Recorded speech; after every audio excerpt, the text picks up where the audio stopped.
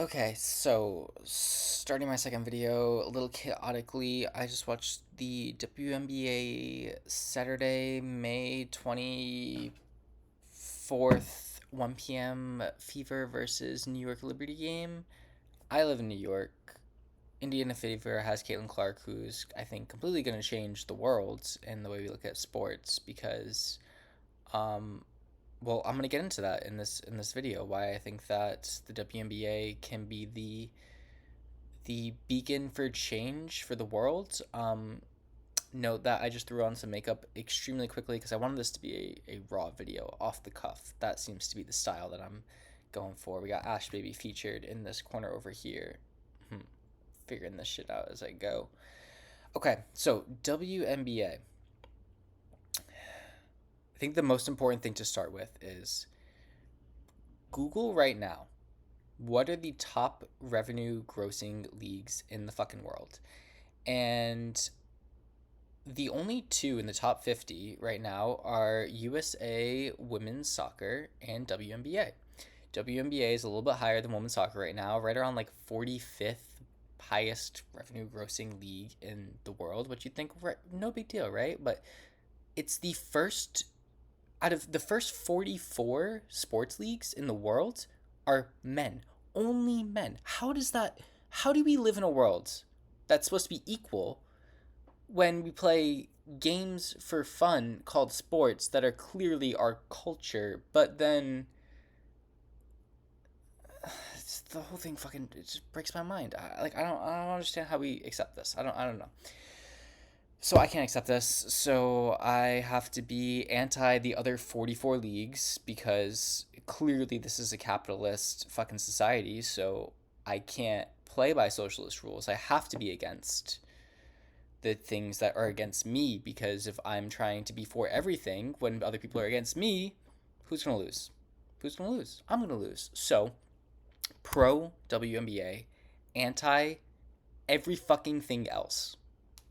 That's just what it has to be.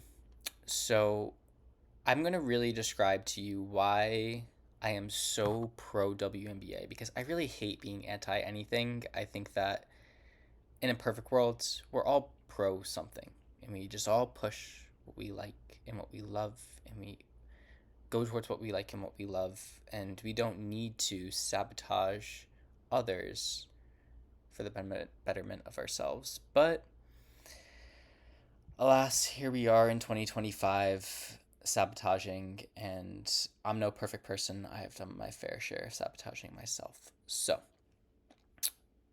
without further ado, I don't know how that quote goes. That was the intro. This is the video now. Okay. The thing I love about the WNBA is, in one word, two words, energy transfer. I feel like in the WNBA, when the ball is passed from one player to another, it's a gift.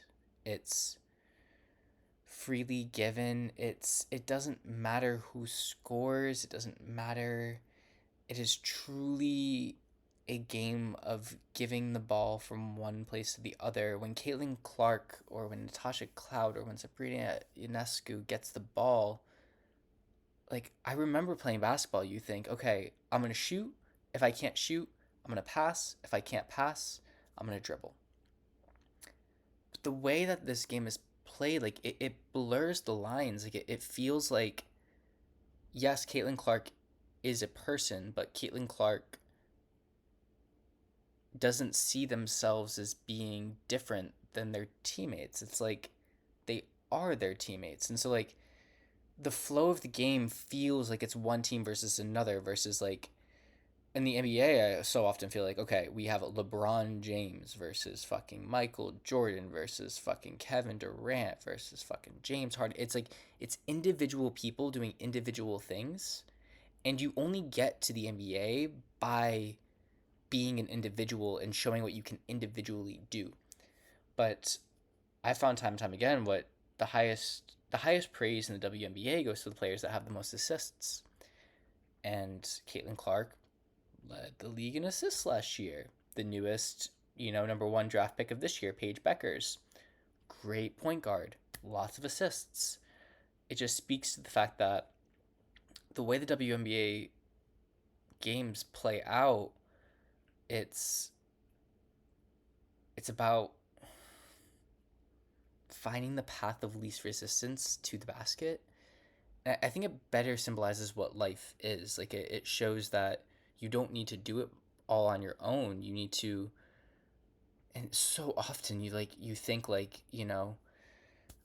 know I'm at fault for this, where like I'll watch a game and I'll be like, oh my god, 3 seconds left.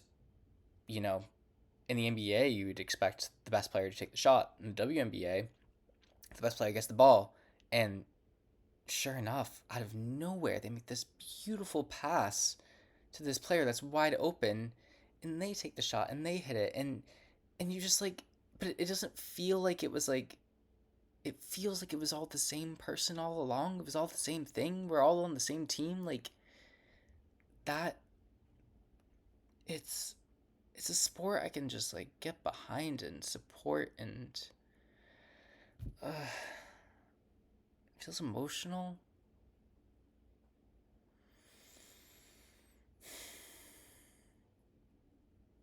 I'm gonna take a long pause here.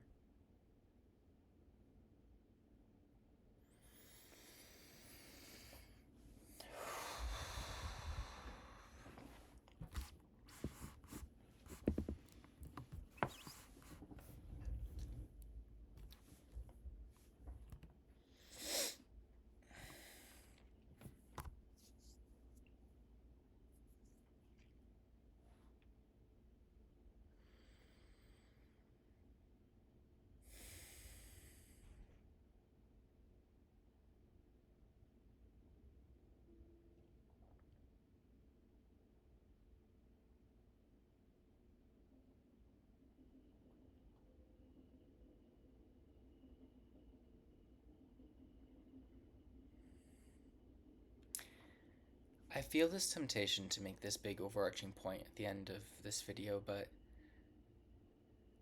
I think I'll just leave it at the fact that I love the WNBA. I respect the players. I respect the league. I'm proud to be a fan. I enjoy following the games. In a lot of ways, I'm posting this video because of the inspiration that these players have, you know, created through all of their hard work. And I feel hope. And for a sports league to bring that to my life, I'm extremely grateful.